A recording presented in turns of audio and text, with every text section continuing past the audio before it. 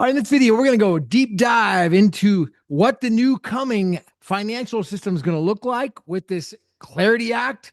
And we're going to break down some influencer content here, show you a little bit more about what people are thinking and put the parallels together and actually tell you what's in it for you, because you're going to know this information first before anybody else figures out what the great Bitcoin flipping even is or how it even works. So coming right at you. Would benefit in terms of trying to get accountability. The NANT technology would actually benefit, applying a token to an asset such as a security if you're trading stocks or if you are trading commodities like gold, silver, or liquid natural gas. Tokenizing these things is so that you can actually track them and keep tabs on your items, and it allows you to maintain ownership.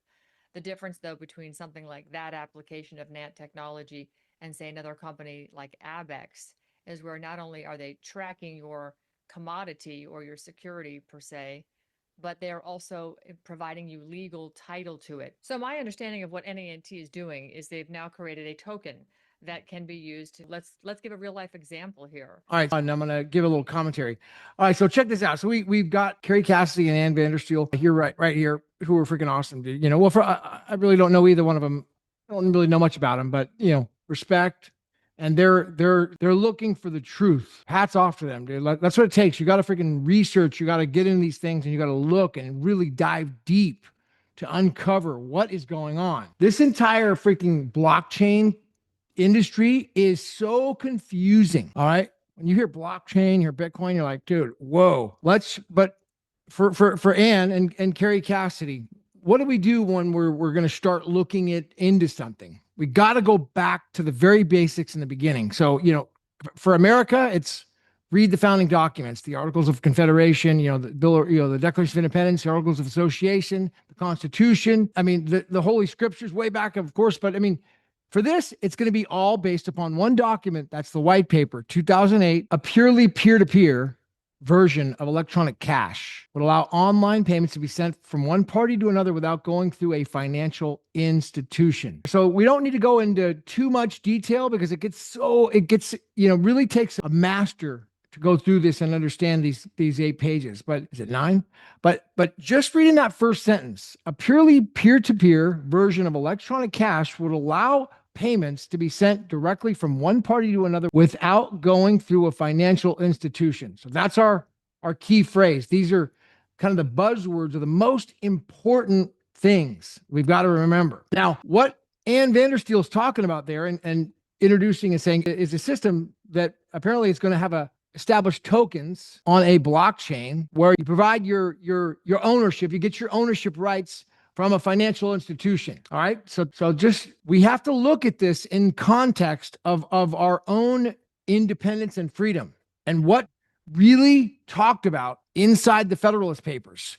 Now, he found paper money, fiat currency despicable. He didn't use these words, but if you read Federalist Paper 9, it talks about how he despised it. He hated it because it gave away the people's power to the institution, to the middleman, by taking away their ability to transact with each other. Now, to Ann Vandersteel here, to her credit, she's seeking this information. She's genuine.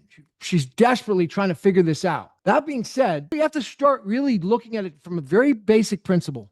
Does whatever this system that she's talking about, does it give the people's power away to another provider? Or are the people allowed to transact peer-to-peer? Because if they're allowed to transact peer-to-peer and they're not going to rely on that centralized party, well, then it's the original protocol somehow. If it's not, then it should be a major red flag because we've got nothing more than Federal Reserve 2.0, fiat 2.0. Here we come again.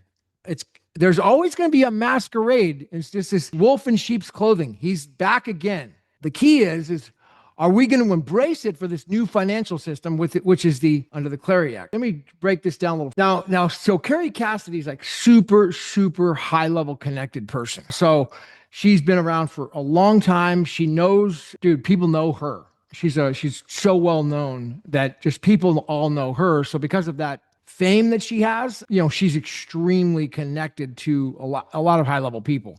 And that being said, she's also seeking the truth, and she has her own special talents and gifts. But she's going to make a comment here, and I'm going to kind of take a little bit of a journey on this. Watch this. Talking about, the first kind of a market choice that uses blockchain. There was going to be, I think I texted you about the QFS, and maybe you never heard of it, but Quantum Financial System, that was supposed to be rolled out by the Trump administration, working with the White Hat military. And I know someone who worked very hard on that platform. And then it just disappeared, and so did he. So I don't know what has happened with that, but this sounds very much. All right. So, and Ann Vandersteel doesn't know. She comments here, but let me just kind of break down like what she's talking about here. So that QFS, it was a lot of stuff. People, I have no knowledge of it at all. Like, so I'm like Ann Vandersteel, I really don't know. But Carrie Cassidy apparently does. Either way, whatever it is or was, but it has now evolved into law, July 18th, 2025. So this was passed in Congress. Now this established a new system to where what Carrie was asking about, this potential QFS, let's just call it QFS. This establishes that kind of a system to where now the Treasury is overseeing a public marketplace, like best man wins. Not, best man's going to come forward and start to bring the best technology in, the framework for this new system, and they're going to be like kind of supervising the architecture. So the Genius Act gets defining like distributed ledger technology. What hasn't quite been established yet is the true system, how it's going to work. That's going to go through committee. All right. So we've got committees that are going to be establishing this in the next 6 months. Actually, I think the first committee report is going to be coming out on January 15th in about a week, maybe even less. It goes right here. Yeah. So here we go. In general, not later than 180 days after the date of this act, the Secretary of the Treasury shall submit to the chairs or ranking members of the Committee of Banking a report on legislative and regulatory proposals to allow regulated financial institutions to develop and implement novel and innovative methods, techniques, or strategies to detect illegal activity, illicit activity, money laundering, et cetera. These results shall be put forward. So they're going to have to submit things. The Treasury is going to bring forward a report about how this new system could potentially detect these types of activities, the best way to do it with the stablecoin system. That's what has been established. That's what's being rolled out as, I guess you'd call it the QFS. It's not called the QFS, it's called the Genius Act. That's the law. But maybe it replaced that QFS. I really don't know.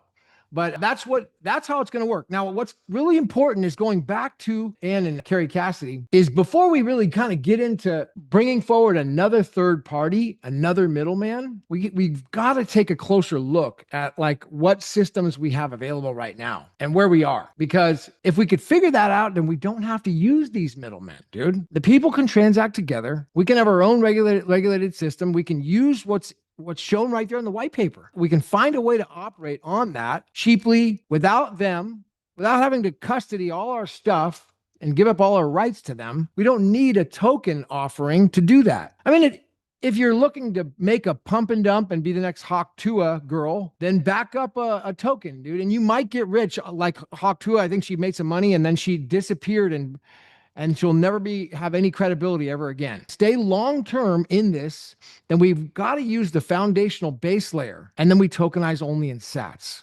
We don't need to go and have these other institutional parties in between. So there's even something right now called the network access rules and digital asset recovery that's already been established. We even have a procedure like that to already do this, so we don't need to build a new system. And what's funny today is like this famous senator, I think she's in Arizona. Her name is Wendy Rogers.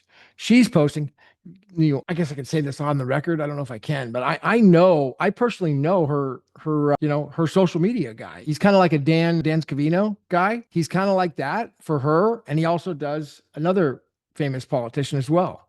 Yeah, I know the person who drew up that. I haven't talked to him about it, but I know he's talking about like the original Bitcoin protocol, or she is on her X today. It's pretty amazing. So it's starting to come into the consciousness where people are starting to realize that the system exists. And it's not going to be long before Carrie Cassidy and Ann Vandersteel and others begin to see it, because these people like Ann and Carrie, they're not, in my opinion, I don't believe they're compromised. I really don't. I think they're good actors. They mean and well, and they're seeking the truth. And that's where I'm at. I just was seeking the truth. I want to figure this out. You want to attack me for it? Fine. That's fine. I'd rather know the truth and be attacked than, than not know the truth. And I believe they're in the same position because they've been attacked. And so I see that. So that being said, there's going to be a lot more to come on the Genius Act. The opportunity is here. And by knowing this information first before everybody else, you're going to get in on what's called the Great Bitcoin Flip, because that is the series I'm been rolling out, episode by episode. I'm going to do another show on Sunday about it, really go deep on it. Some of this more stuff will be live on X Sunday morning, and then I'll post it on YouTube after that. So more to come. I mean, get ready for the massive opportunity of this great Bitcoin flipping. It will happen overnight when it happens, but the buildup is we've got a serious 12-month buildup to grow on this, before we get into enough eyes on it. So hit the ones, leave a comment. Let me know what you think. My name is Gavin Mehl. I'll see you at the top later.